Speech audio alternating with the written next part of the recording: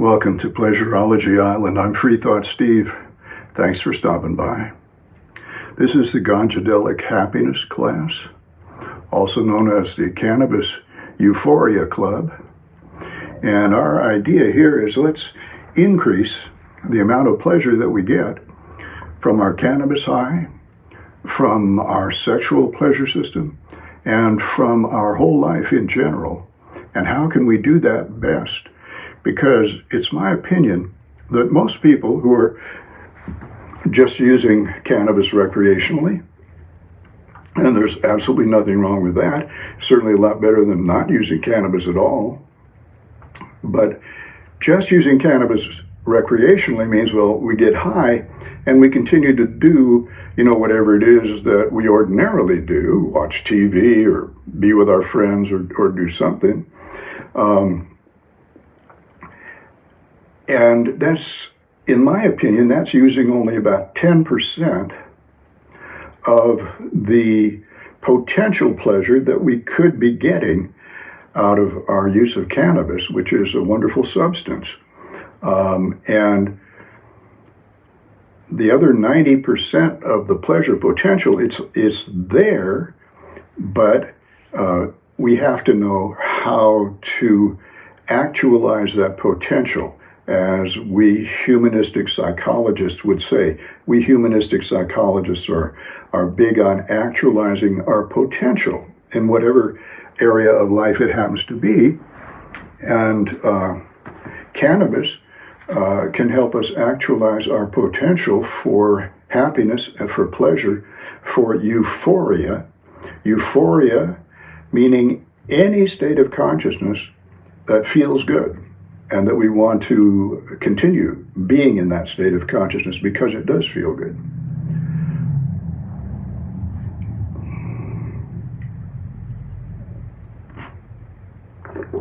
The opposite of euphoria is dysphoria, an unpleasant state of consciousness that we want to get out of as soon as possible. And a lot of people use alcohol and cannabis and nicotine and what other drugs, speed, cocaine,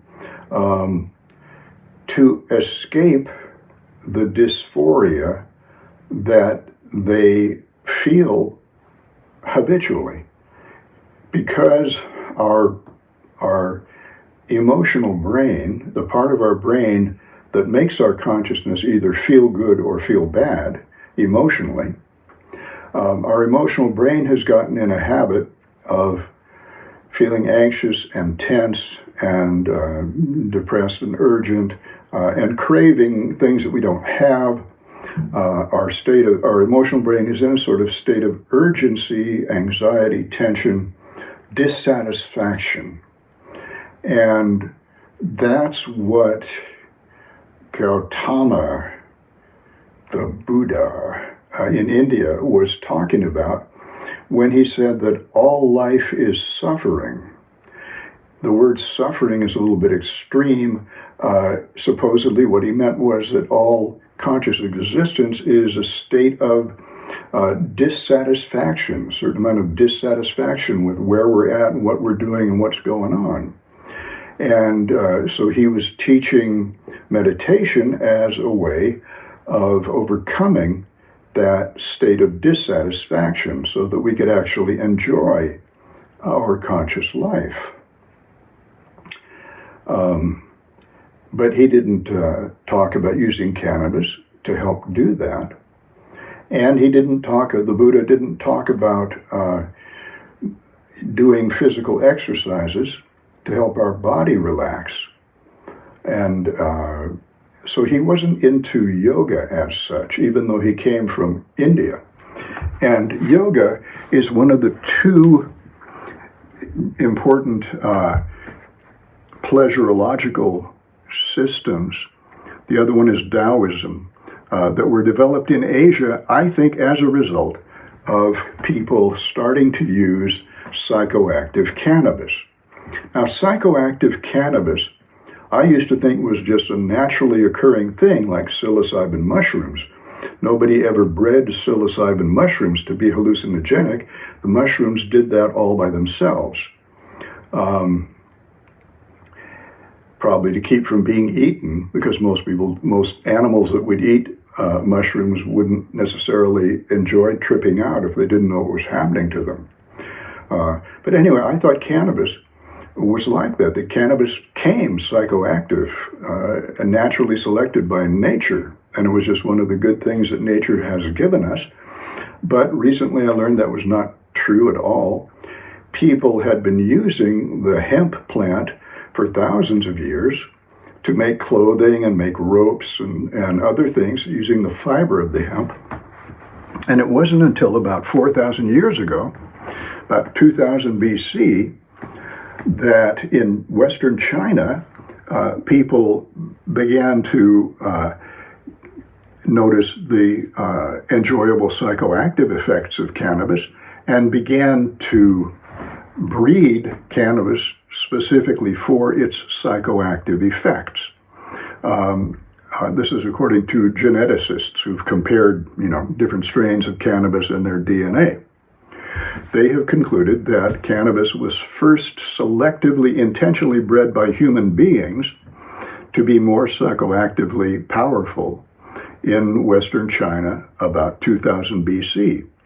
And it didn't take very long for it to spread from there because in Central Asia, if it goes from China westward to Central Asia, and then south to India, which is the way I think it probably went. In Central Asia, they found an archaeological site where there was a religious temple where they had a big vat of liquid that they would give to the people who came to the temple and made a donation to the temple. In return, you would get to drink this liquid, which was a combination of cannabis and opium and ephedrine, sort of a stimulant, kind of like coffee, I suppose. And that was happening around 1800 BC, which is only like 200 years after cannabis began to be selectively bred for psychoactive qualities in Western China. And then from Central Asia, it didn't take very long to go down to India, so psychoactive cannabis has been in India for a long time. And China and India both developed systems of body-mind pleasurology, basically, systems of self-cultivation to improve our state of consciousness and how our body feels, both in China and India. And I believe that they probably did that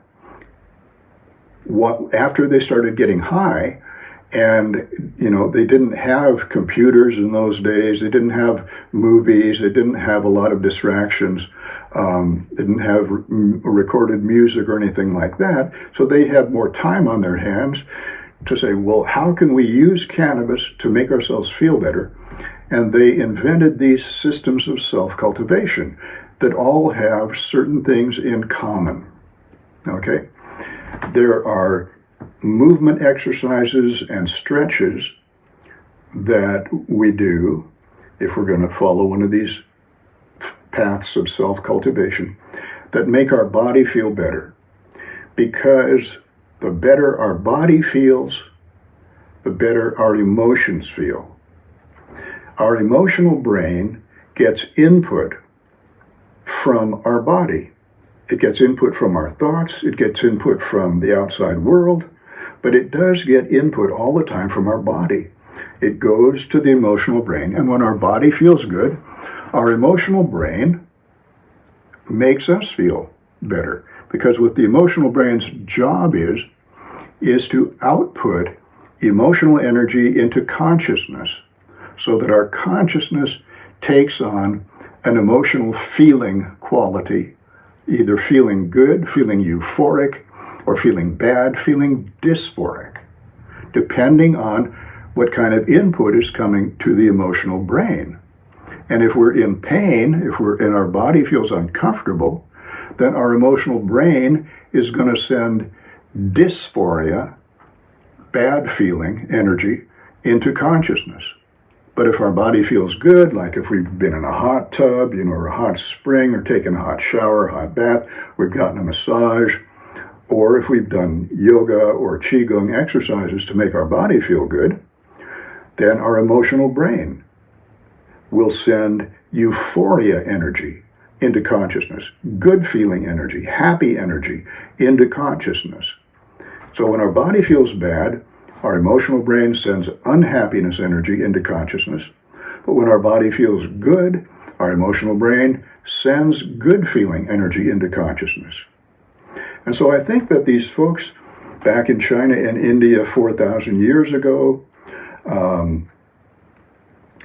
realized that if they did these movements to stretch out their body, to stretch out the tense muscles of their body, and make their body feel better, then cannabis allowed them to be aware of the fact that making their body feel better made their emotions better, made their consciousness brighter and happier.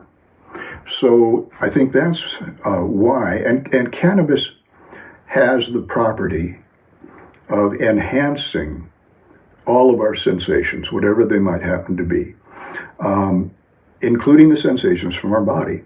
So when we're doing these movement and stretching out physical exercises, cannabis allows us to feel what's going on with our muscles in the different parts of our body and feel whether our muscles are sore and tight and tense or whether we've stretched them out and got them nice and relaxed and they feel real good.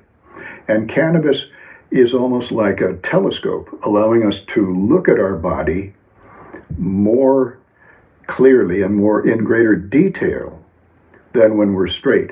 We can feel our body. We can feel the different parts of our muscles and joints and so forth, and feel their relaxation versus the tension. And we can feel when we are able to let go of a certain tension that we have been holding without realizing it. But when we move and stretch, and then we say, oh, wow, I don't have to have my shoulders that tense. I can relax my shoulders, Or I can relax my face. I can relax my feet, my legs. I can relax my chest, any part of our body. So both the Chinese and the Indian systems of self-cultivation have a lot of movement and stretching exercises to keep our bodies relaxed and feeling good and flexible and strong and healthy. And so if we combine these physical exercises with getting high on cannabis, it makes our cannabis high a lot more pleasurable because our emotional brain, when our body feels good, when our body is relaxed, our emotional brain relaxes. And then our whole consciousness feels better and we can really enjoy our cannabis high better. So that's one of the things that these self-cultivation systems that were invented, I believe, by cannabis-using people in China and India. One of the things is physical movement. Another thing is breathing. Deep breathing, particularly holding the breath and letting the breath out. Learning to take full breaths and then release those breaths and let the rib cage and the abdomen relax completely at the end of the breath. One thing about breathing is most people are holding a band of tightness around the middle of their body, around their waist area. They're holding that tight, and that prevents them from breathing down into the stomach area. And that's actually the most natural way to breathe, is to breathe down into the abdomen.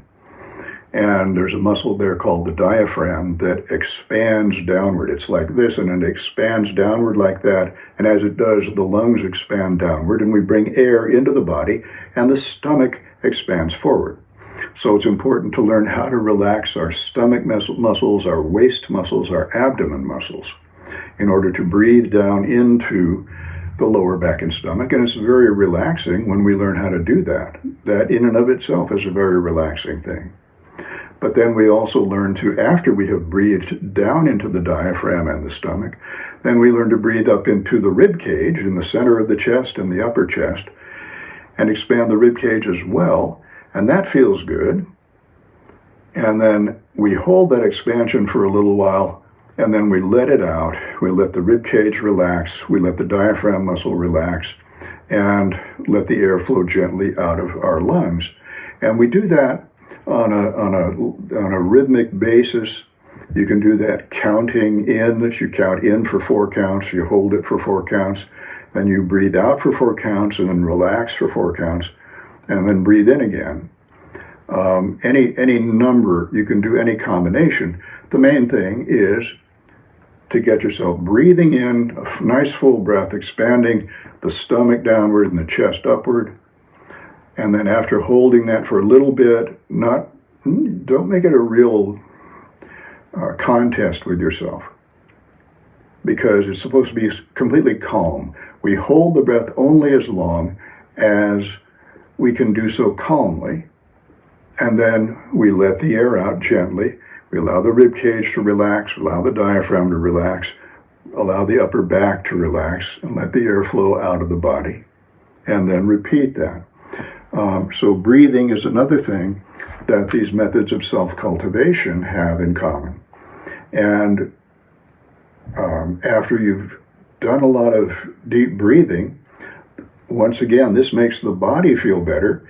It makes the chest area feel better and the stomach area, because those areas have been stretched out and relaxed and stretched out and relaxed. So the chest has been sort of activated, and it feels alive from having done the deep breathing. And then also the fact that we've gotten a lot of oxygen into our body. We've gotten more oxygen into our body than we usually do with our normal shallow breathing. And so our body feels good. We've breathed in a lot, and we've not only taken in a lot of oxygen, but when we hold the air in our lungs, the carbon dioxide that we want to get rid of from our body, that our body has been generating because muscles have been moving and other kinds of activity, carbon dioxide is a waste product. It comes through the blood to the lungs. And while we're holding our breath, not only is the blood taking oxygen into our body to perform all these functions, the carbon dioxide, the waste product, is also going into the air in the lungs, so that when we breathe out, we're getting rid of a lot of that carbon dioxide. So slow, deep breathing makes your body feel wonderful. The best slow, deep breathing that I was ever able to do was the year that I lived in Florida.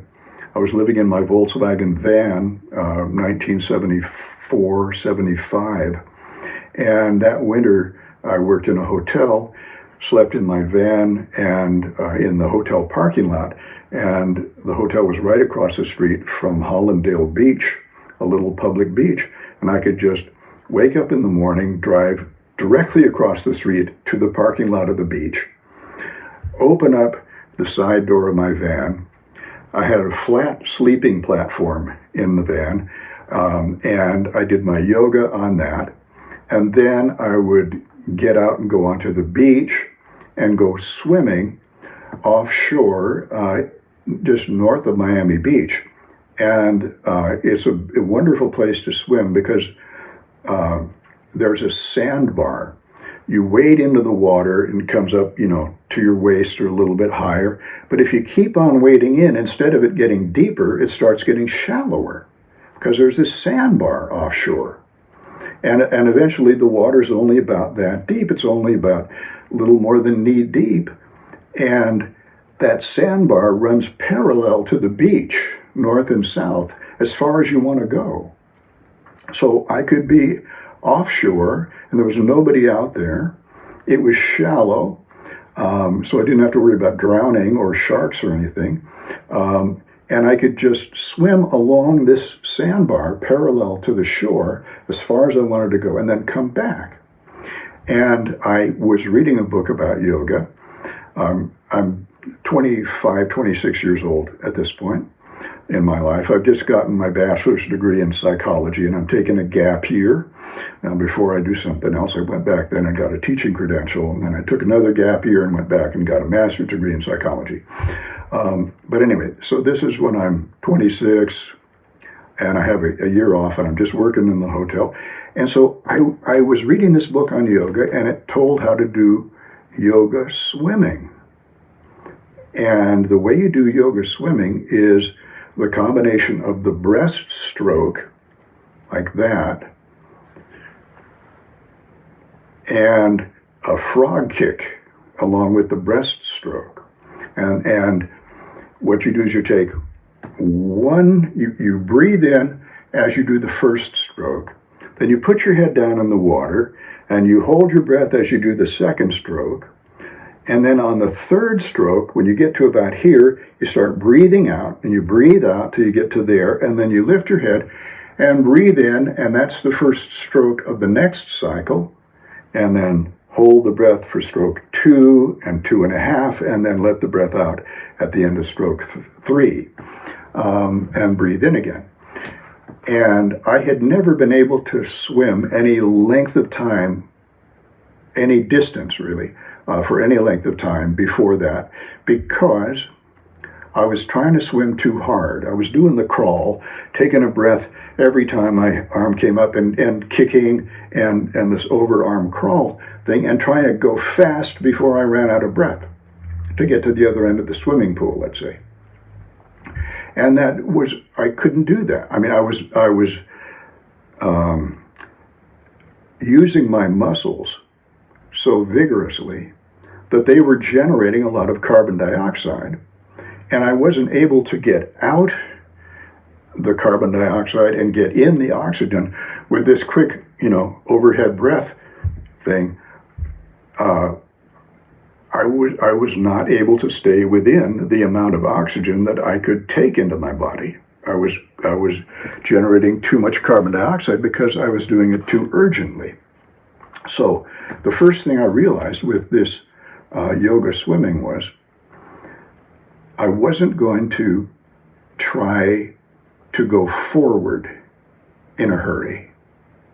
I was just going to go through the motions of moving my arms and doing the frog kick, and I wasn't going to worry about whether it put me far ahead or not. I was just going to sort of float there in the water, do those movements, take the breath in on the first movement, second stroke, hold the breath, third stroke, let the breath out, and breathe in again, and see if I could just do it so gently that I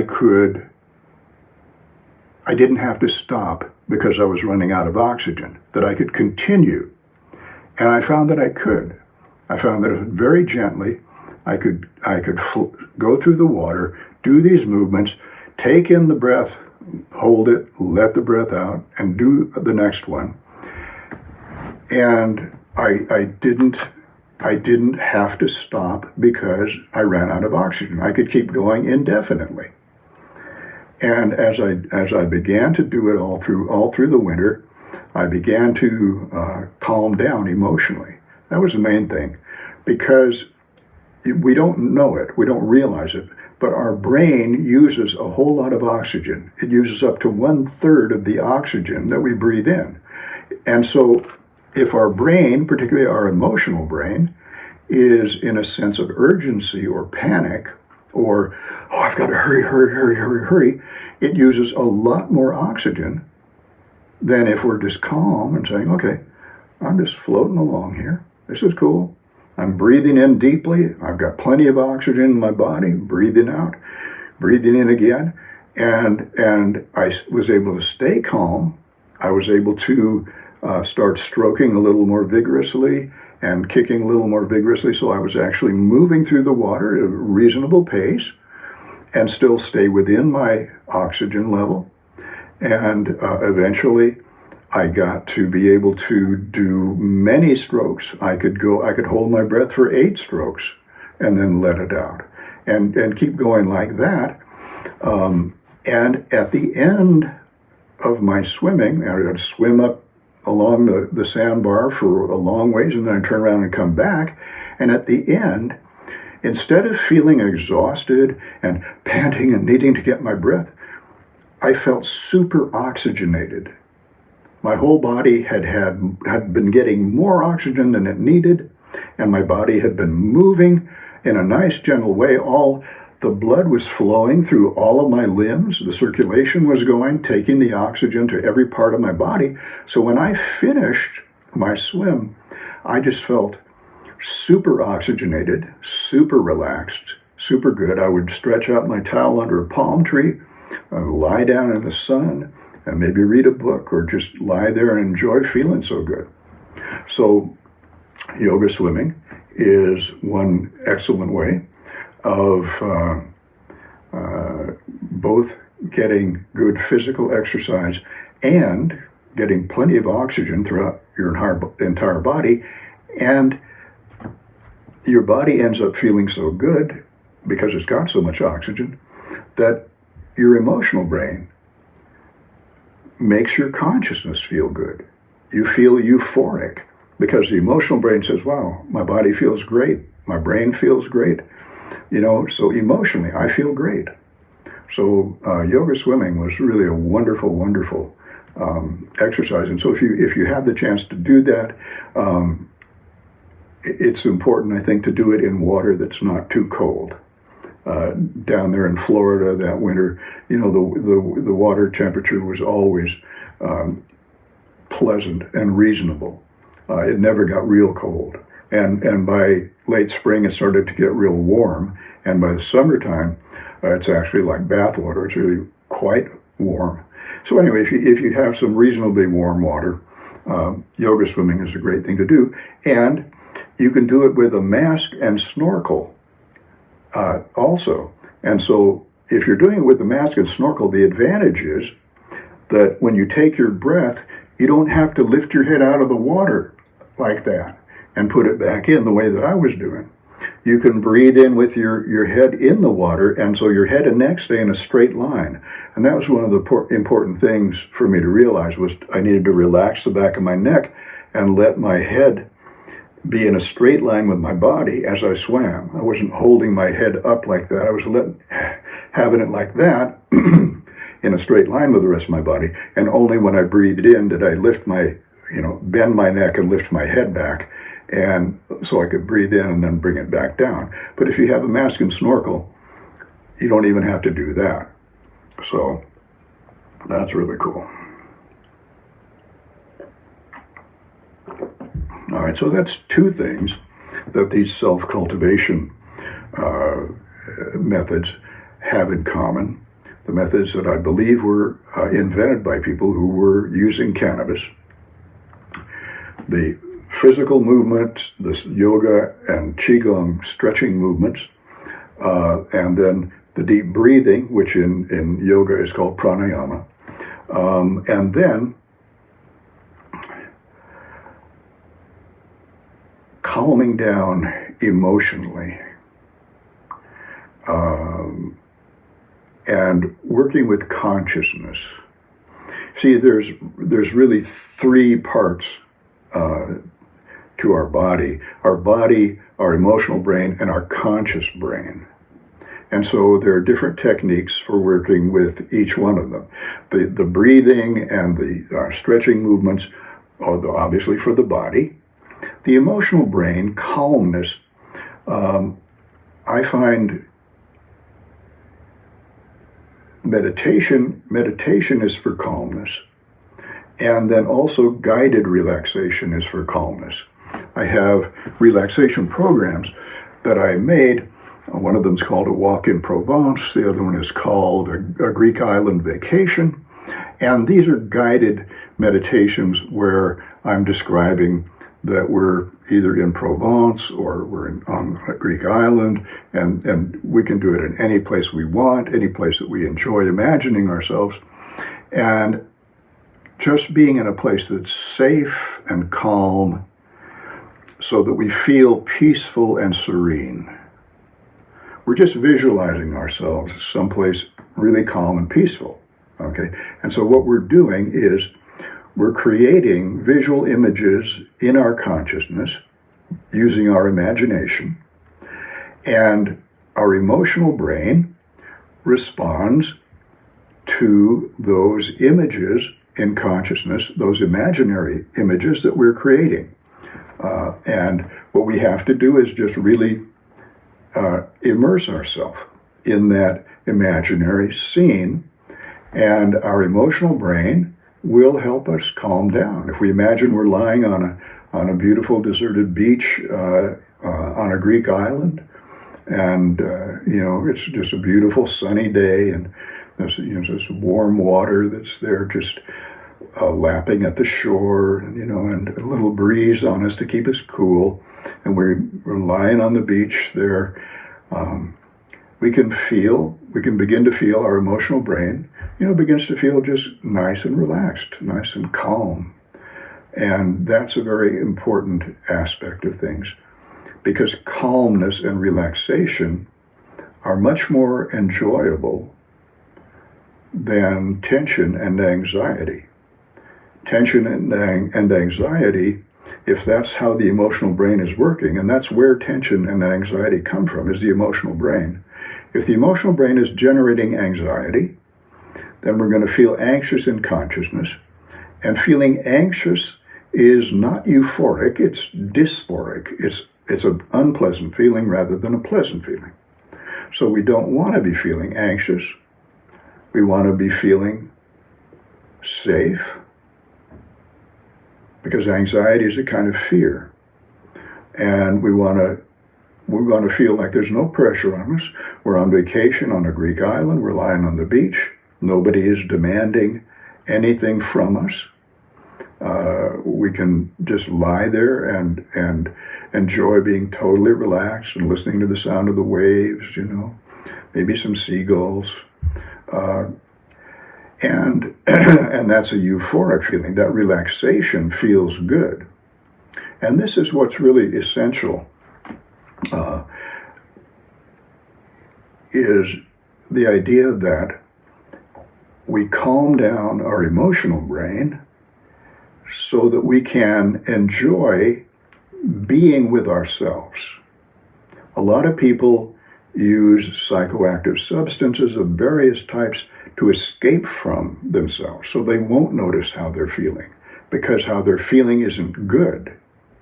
So what we want to do is feel so good inside of ourselves that we don't have to run away from ourselves, but we can really enjoy experiencing ourselves, because our emotional brain is nice and relaxed, nice and calm, and it feels good about what we're doing. This nice relaxation is a good thing to be doing. And it makes our consciousness feel good, our body feels good, and therefore it's not a chore to pay attention to ourselves, particularly if we're high.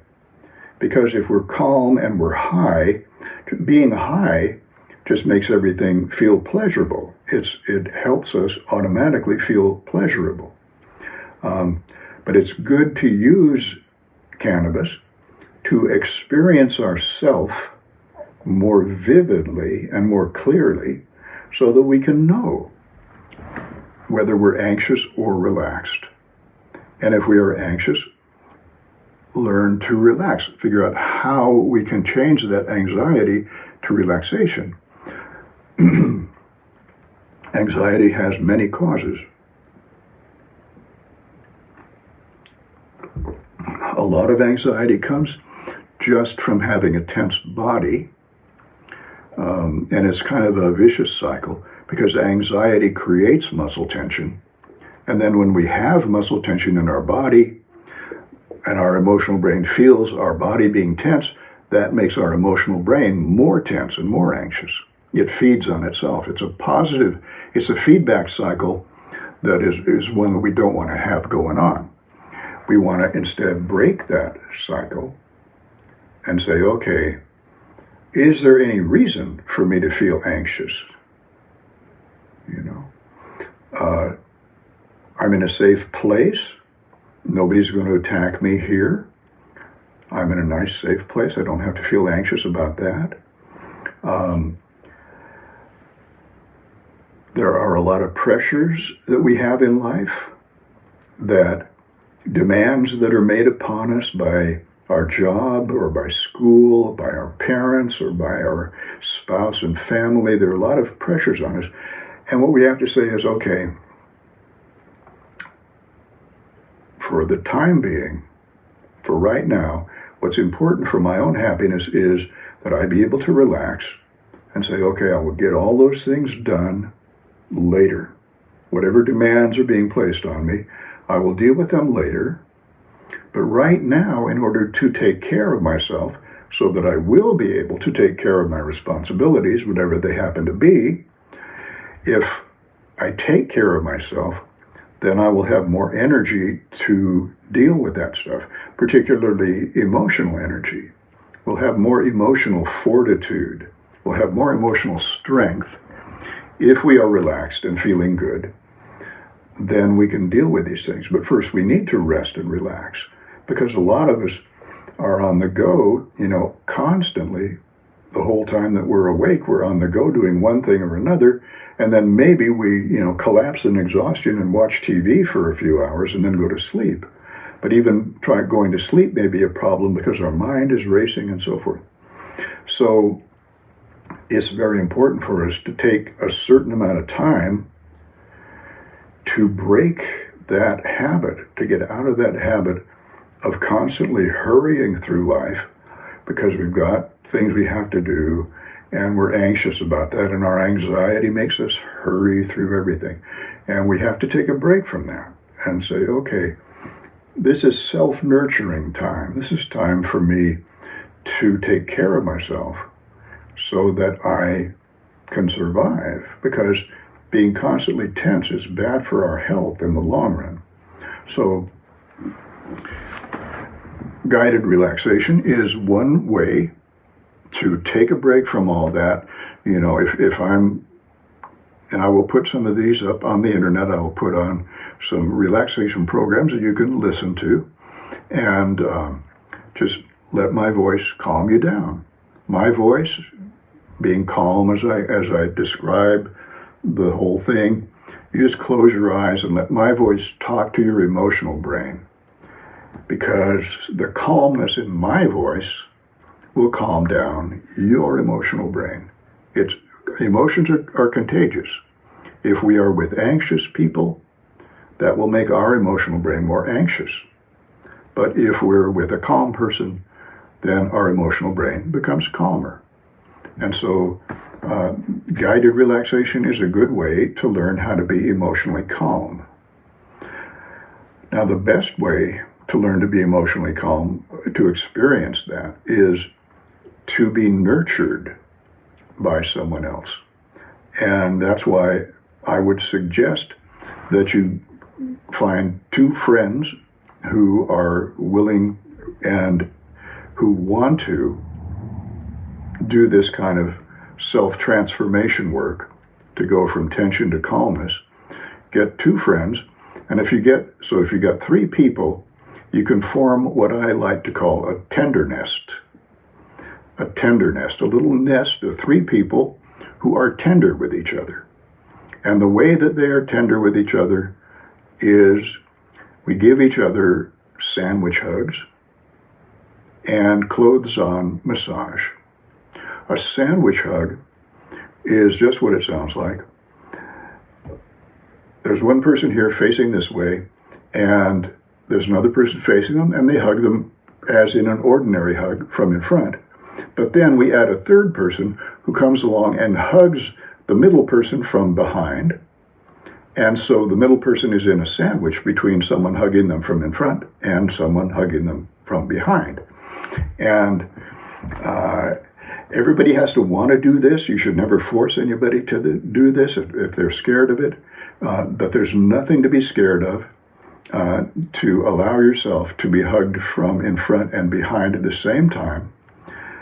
And it is just a way of experiencing human affection, person-to-person human affection, and gentle touching and merging. It's like your body all of a sudden, it's like being back in the womb, because the two people surrounding the person in the middle form a kind of flesh womb around the person in the middle. So it's like being in a baby in our mother's womb, which was the safest place we've ever been.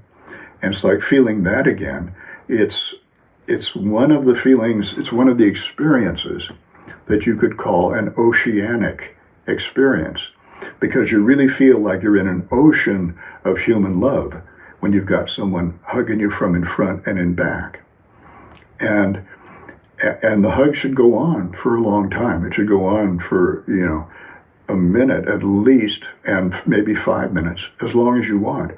But the main thing is that then the other two people each get a chance to be the person in the middle, so that everybody gets a chance to be in the middle and have this oceanic experience of like you're just being surrounded by human love. It's an absolutely wonderful, wonderful thing. And if you can relax into it, if you don't have any hang-ups about it, and if you really enjoy it, it is one of the most relaxing things that it's possible to experience. And so I think a tendernist should meet once or twice a week at least, and give each other, this kind of sandwich hug. And then also you can do clothes-on massage. One person lies down on the floor face down. The other two people massage them up and down their body, just gently caressing them any way that feels good, at massaging their muscles. And if they have their clothes on, so they don't have to worry about it turning into a sexual thing, because nurturing affection is different from sex. They're both good things. Sexual arousal is a wonderful thing, but nurturing affection, we need to be able to enjoy that without it becoming a sexual thing. It's just a nice nurturing thing. And so the sandwich hug and the clothes-on massage are ways of nurturing ourselves. And you just feel wonderful when you get that kind of care and love from other human beings. And so once again, each person would get a chance to be the one who's being massaged by the other two people. So everybody gets massaged, and you feel wonderful. You feel like, God damn it, this is what life ought to be about. This is what life ought to be about, is people loving each other, touching each other, giving each other affection and caring. We waste so much time doing other things when nurturing affection is one of the primary pleasures in life that we could all be giving each other if we weren't so inhibited by our culture, and if we weren't so worried about touching turning into sex.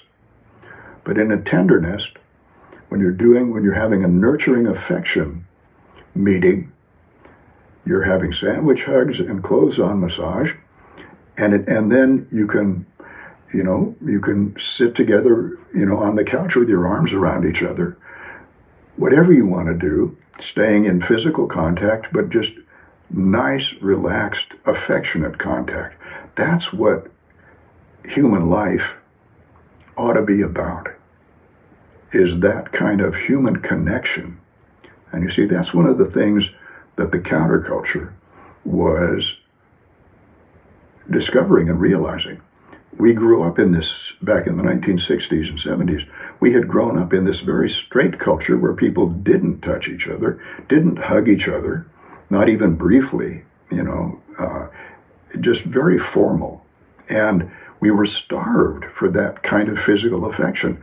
And so that's one of the things that people in the counterculture began to give each other.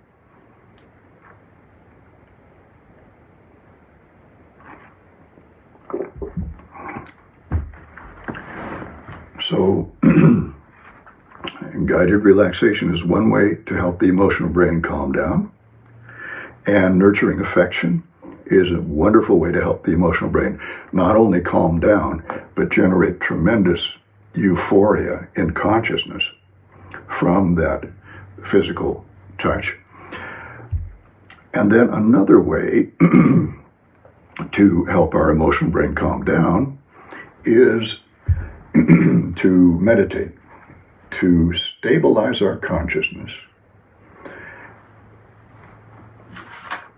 And we can do that by drawing a little dot on a piece of paper and just looking at the dot, holding it in front of us in a comfortable position and looking at, like I would hold it, down here, down below, so that my arms wouldn't be tired.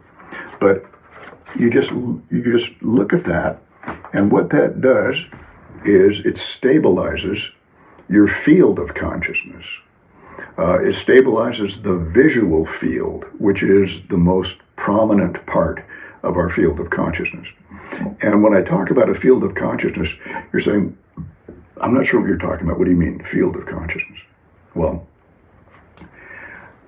that's one of the things that we learn to be aware of when we do meditation, like looking at the dot. You can be looking at the dot, and if you're holding your vision steady, that will stabilize the rest of your consciousness. And you can be aware of yourself at the back of consciousness, looking out at that dot, and be aware of that field of consciousness, aware of that visual field, all the visual things that you can see, and stabilize that. After you do that, particularly on cannabis, you can start to become aware of the fact that we all exist inside a field of consciousness, inside of kind of a globe of consciousness. There are different parts of it. There are sensations coming from our body. There are sensations coming from the outside world, like sound and visual sensations. There are sensations that are coming from our emotional brain itself, the emotional feelings, which are sometimes called the feeling tone of consciousness, or the emotional flavor of consciousness, or the emotional music that's playing in consciousness. That's another part of our field of consciousness. But then there's another important part of our field of consciousness, which is our thoughts, our thought images.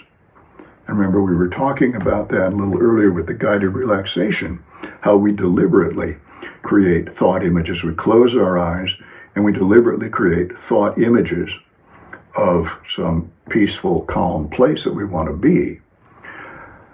But most of the time, as we're going through the day, we have our eyes open, but we are constantly thinking about one thing or another as we go through our day.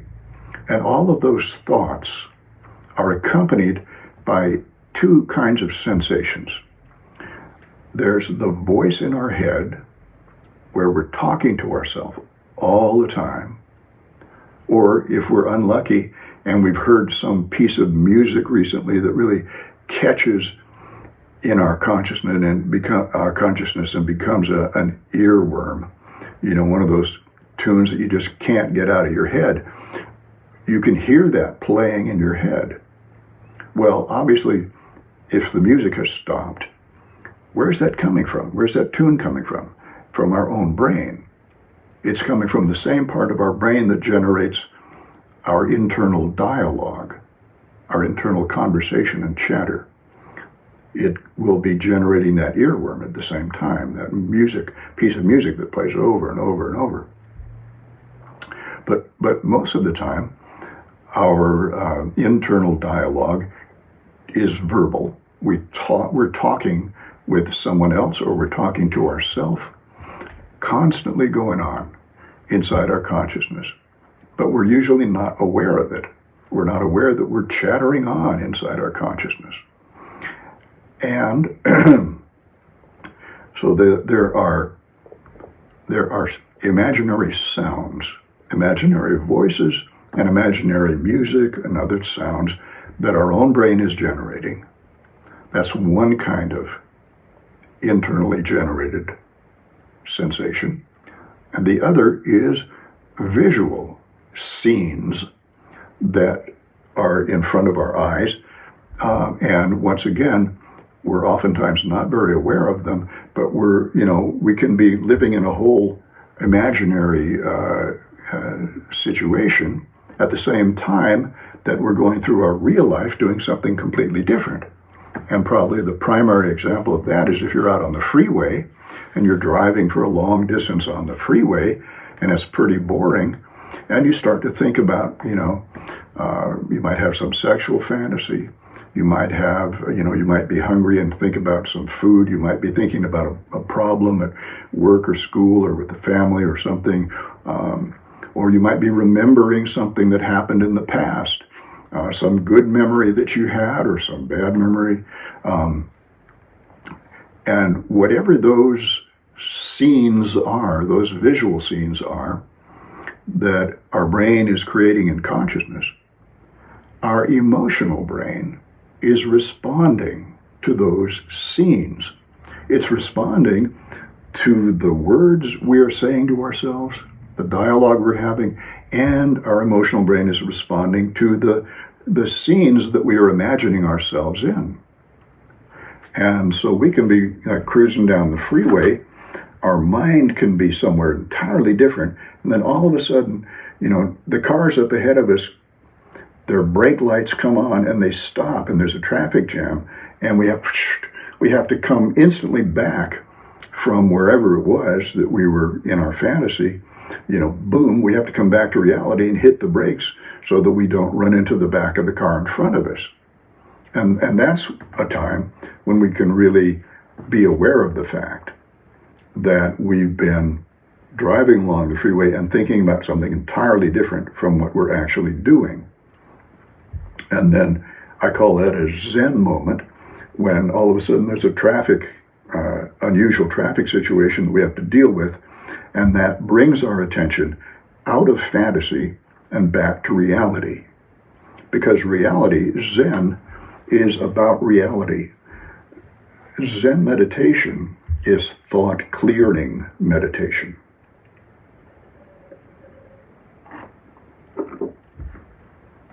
And this is important for not only calming down our emotional brain, but also helping our whole consciousness stabilize, learning how to not think for short periods of time.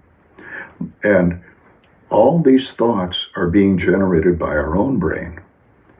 So it's within our control to learn how to stop having these thoughts and stop having this chatter, this conversation in our mind all the time, if we choose to do so.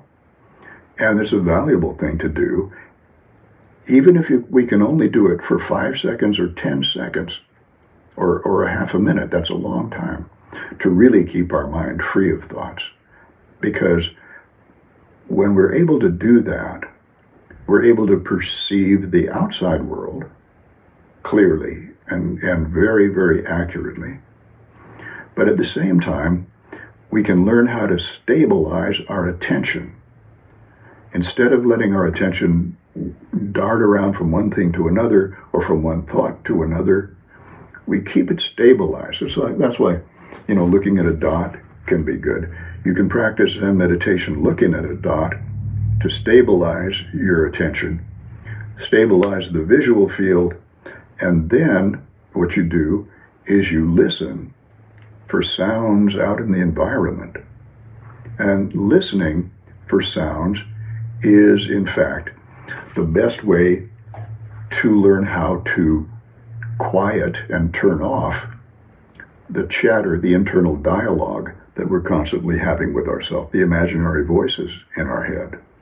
If we are listening to music, for instance, that's my favorite form of meditation. Listening to music, if I'm hearing the notes clearly and distinctly and keeping my attention focused on the music, then I'm not chattering to myself in my head. My internal voice is quiet, and I'm just listening.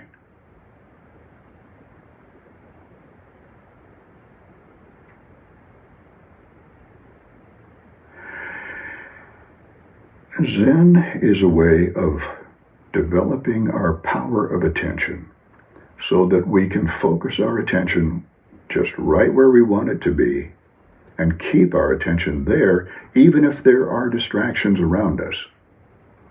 But we can focus our attention, and that allows us to stabilize our field of consciousness, and we become aware of consciousness as an entity aware of our field of consciousness. And in point of fact, our field of consciousness is the only thing that we ever experience directly. You know, we always feel like we're looking directly at the world and we're hearing the sounds of the world directly. But in fact, those sensations, the visual sensations come from the eye, they go to the back of the brain, and there they are transformed into the visual field that we are actually looking at. It's a perfect and fantastic reproduction of the outside world. But we're not looking directly at the outside world. We're looking at a reproduction of the outside world that has been created in our brain. And if you want to prove that, just cross your eyes and you realize, wow, yeah, what I'm looking at is two pictures of the world that my brain has created, and they're overlapping in the middle. You know, and same thing with sound. Everything that we experience is in our own field of consciousness, and that includes sensations from our body. Even our body sensations, we're not experiencing directly. Those body sensations are carried from a particular part of the body by nerves to the spinal cord and up the spinal cord into the brain, and there the brain generates what we feel as though it's coming from our body. And that's the way you can prove that is you give someone an anesthetic at a certain part of their spinal cord or whatever, and you can block the nerve impulses coming up the spinal cord, and they won't feel anything from their body, even if there's surgery being performed on that part of the body. The brain won't feel any pain at all, because that sensation has to be relayed from the body up into the brain. So everything we experience directly is part of our field of consciousness. And so ultimately, if we want to experience our life better, our whole life better, what we need to do is make our consciousness itself a place that has made room for the pleasure. If our consciousness is a chaos, because our attention is jumping from one thing to another all the time, then we can't really feel the kind of euphoric sensations that it is possible to feel once we've stabilized consciousness, stabilized our attention so that our field of consciousness is stable and we can be aware of it as a field of consciousness. And we've been able to minimize our thought activity, because if we minimize our thought activity, that actually makes more room for pleasure. Now, the word psychedelic means a substance that allows us to view our own consciousness, to be aware of our own consciousness. It is a substance that shows us our field of consciousness in a way that we're unable to see it when we're straight. When we're straight, we're not aware of our field of consciousness so much. We're just aware of the outside world there around us. But the psychedelics make us aware of our field of consciousness and the fact that our field of consciousness is what we're actually experiencing all the time. We're not experiencing the outside world directly. We're experiencing our field of consciousness. So a big part of these self-cultivation methods is improving our consciousness by stabilizing our attention and reducing the amount of thought activity that's going on. And then, once we've reduced our thought activity, we can actually pay a lot better attention to our body. We can learn how to focus our attention on our body and feel our body, particularly when we have relaxed it with our yoga or qigong or other stretching exercises. Our body all of a sudden becomes part of our consciousness in a way that it wasn't before. We have recovered our body and brought it back into consciousness in a way that it wasn't before. And so that's why I use the word ganjadelic to describe this class, ganjadelic happiness class.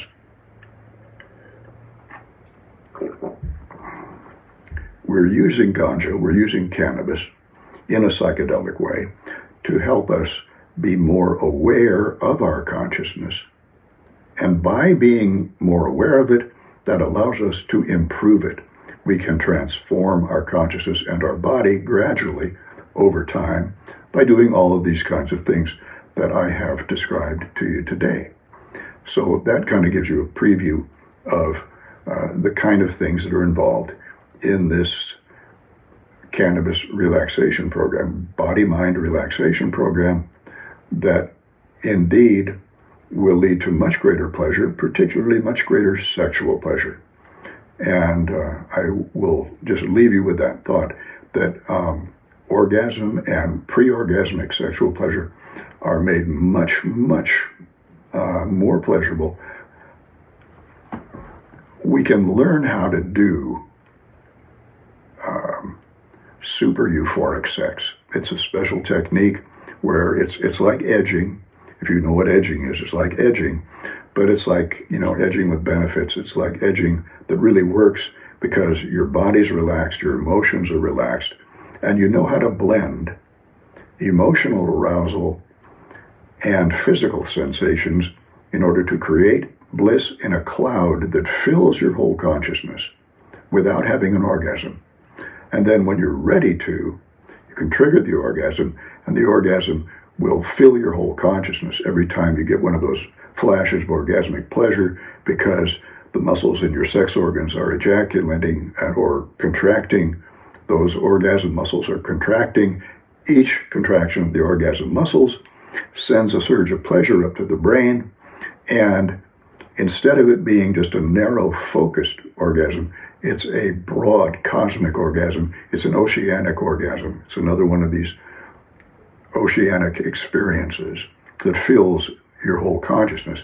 And that's the ultimate pleasure and kind of euphoria that you can get if you are dedicated to pleasure, if you're dedicated to transforming yourself into a self that's capable of generating and experiencing that kind of pleasure.